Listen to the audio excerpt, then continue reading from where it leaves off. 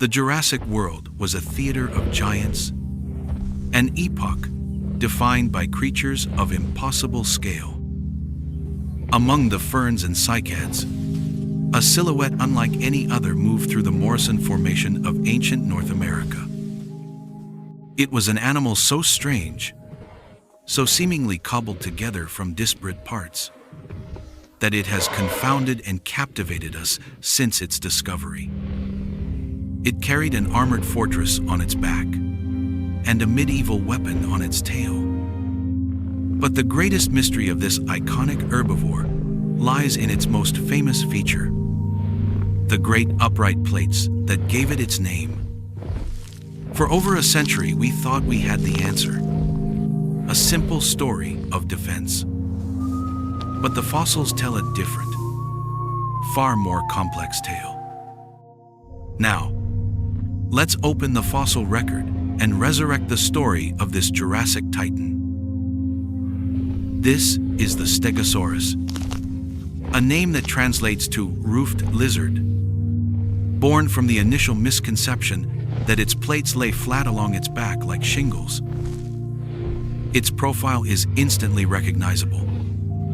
A small, low-slung head, a massively arched back, and a tail bristling with 4 formidable spikes. It is an icon of the prehistoric world, a staple of museum halls and childhood imaginations, almost always portrayed as the quintessential armored herbivore, a walking citadel deflecting the attacks of the fearsome Allosaurus. The logic seems unassailable.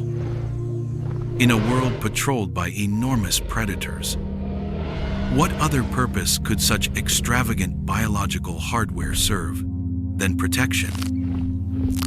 For decades, this interpretation was accepted as fact, painting the Stegosaurus as a passive, well-defended beast, its plates serving as a shield against the brutal realities of its environment. But when we subject this classic image to the rigors of modern paleontological science, the armor theory begins to crumble. A close examination of a Stegosaurus plate reveals a structure ill-suited for combat. Rather than being solid, dense bone, the plates are surprisingly thin, almost delicate in their construction. Internally, they are filled with a complex network of channels and voids, a honeycomb-like structure known as cancellous bone. While this made them lightweight, it also made them structurally weak. A direct, high-impact strike from a predator like Allosaurus, weighing upwards of 2 tons, would not have been deflected. It would have shattered the plate, driving fragments of bone into the animal's own body. Furthermore, the surfaces of these plates are covered in a web of deep grooves. Fossil evidence tells us these grooves were anchors for an extensive network of blood vessels. This is a critical clue. Armor is inert, designed to absorb and distribute force. It does not require a rich blood supply. If anything, such vascularity would be a massive liability in a fight, leading to catastrophic blood loss if a plate were damaged. We see true dinosaurian armor in creatures like Ankylosaurus, whose backs were covered in thick, fused bony plates called osteoderms. Solid, robust, and built for brutal impact. The plates of Stegosaurus were something else entirely. While their sheer size might have offered some passive protection or made the animal appear larger and more intimidating, their primary function was clearly not to serve as a shield. The fossil record supports this. We have found Allosaurus vertebrae with puncture wounds that perfectly match the lethal geometry of the Stegosaurus's tail spikes. The thagomizer. That was its weapon. But evidence of predator tooth marks or combat fractures on the dorsal plates is conspicuously absent. The fortress, it seems, was unarmed. This leaves us with a profound riddle. If not for defense, then why? The puzzle of the plates forces us to look past the simple predator-prey dynamic and into the more subtle complexities of animal life. If they were not shields, they must have served a biological purpose so crucial that it justified the enormous metabolic cost of growing and carrying them. The first major clue, as we've seen, lies within the bone itself, that intricate latticework of blood vessels.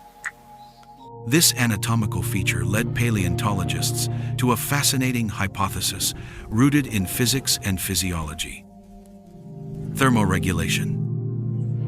Stegosaurus was a colossal animal, with some individuals reaching 9 meters in length and weighing over 5 metric tons. For such a large-bodied creature, especially one living in a warm, seasonally arid environment like the Morrison Formation, overheating would have been a constant danger. Its low-fiber diet of ferns and cycads would have required a huge gut and a long digestive process, generating a tremendous amount of internal metabolic heat. Here, the plates could have functioned as a sophisticated cooling system. By pumping warm blood from its core into the vast surface area of the plates, the Stegosaurus could have used them as natural radiators.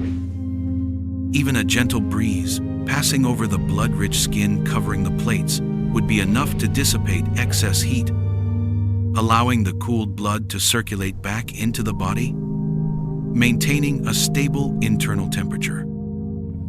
We can envision it on a hot Jurassic afternoon, deliberately angling its body to catch the wind, its plates acting like the cooling fins on an engine. It's an elegant solution, an example of evolution shaping anatomy to solve a fundamental problem of survival.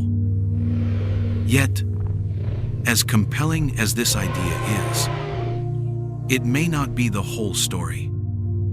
Computer modeling has shown that while the plates could indeed function this way, their shape and placement, tall, thin, and arranged on the animal's dorsal midline, are not perfectly optimized for heat exchange alone. This suggests another, perhaps even more powerful, evolutionary pressure was at play. This is where we must shift our perspective, from seeing the Stegosaurus as a machine for survival to seeing it as a social animal. The most compelling modern interpretation casts the plates not as armor or radiators, but as elaborate billboards. Their primary function, many researchers now believe, was display. In the animal kingdom, extravagant structures are rarely for fighting. They are for communication. Think of the antlers of a stag or the tail of a peacock. These are signals designed to convey information about the individual's fitness, maturity, and status to others of its kind. When we look at the Stegosaurus plates through this lens, the seemingly bizarre anatomy suddenly makes perfect sense. They were arranged in 2 alternating rows down the back, creating the most dramatic and visible profile possible when viewed from the side. This was likely a form of species recognition. In the bustling ecosystem of the Jurassic, where multiple types of large herbivores and several different stegosaurid species coexisted, having a clear, unmistakable visual signature would be vital for finding mates and assembling herds. But the display probably went much further. The immense size and development of the plates, which fossil evidence shows grew at an accelerated rate as the animal reached adulthood, strongly points to a role in sexual selection.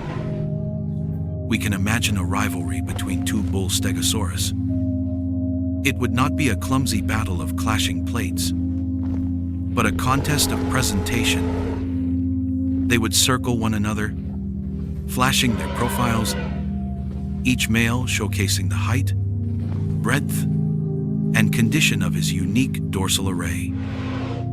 The individual with the most impressive set of plates, a clear and honest signal of his health and genetic quality, would win mating rights, often without a single physical blow. And the blood vessels? They add a spectacular, dynamic layer to this theory. By controlling the flow of blood into the plates, a Stegosaurus could have caused them to blush, rapidly changing their color and intensity. This would transform the plates from static structures into a vibrant, flashing display, capable of communicating excitement, aggression, or courtship signals in an instant. This wasn't a drab, gray reptile. This was an animal that painted its intentions across its own body for all to see. This view transformed Stegosaurus from a passive, walking fortress into a dynamic, behaviorally complex creature. It was an animal that spoke a visual language, where its anatomy was its vocabulary. The plates were its way of navigating its social world, a world of rivals, mates, and members of its own kind, a world where the most powerful statement was not an act of aggression, but a magnificent display. By synthesizing these lines of evidence, the fragile, vascularized structure of the plates, and the evolutionary imperative for social signaling, we arrive at a new portrait of Stegosaurus. It is a creature far more sophisticated than the lumbering, dim-witted brute of popular culture.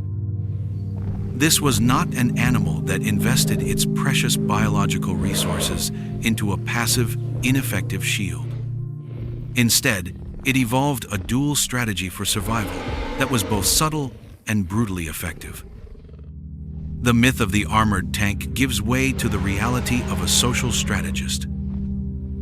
Its primary defense against a predator like Allosaurus was not the plates, but the fearsome thagomizer at the end of its muscular, flexible tail. Fossilized remains of both predator and prey confirm this deadly dance. The tail was the weapon, and it was used with lethal precision. The plates, then, were for a different kind of interaction. They were the centerpiece of its life within the herd.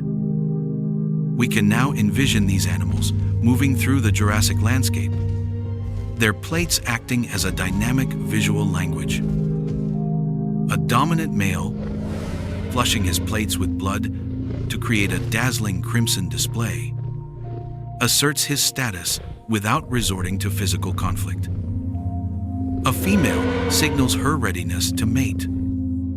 An alert individual flashes a warning to the rest of the group at the first sign of danger.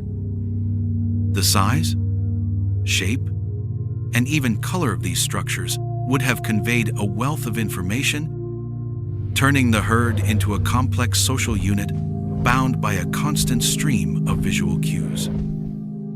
The theories of thermoregulation and display are not mutually exclusive. In fact, they likely complemented each other. Evolution is a masterful tinkerer, often shaping a single feature to serve multiple functions. A structure that evolved for visual signaling, rich with blood vessels, would be naturally pre-adapted to also serve as an efficient radiator. This revised understanding places Stegosaurus in its proper ecological context. It wasn't just another herbivore. It was an animal that carved out a unique niche through a combination of deadly weaponry and complex sociality. It shared its world with the colossal sauropods, which relied on sheer size as their defense, and the more nimble ornithopods, which relied on speed and safety in numbers. The Stegosaurus chose a different path, investing in a spectacular form of communication and a highly specialized weapon. It stands as a powerful testament to the fact that survival is not just about armor and brute force. It is also about communication, behavior, and finding one's place within a community. The plates were not a wall against the world. They were a window into it.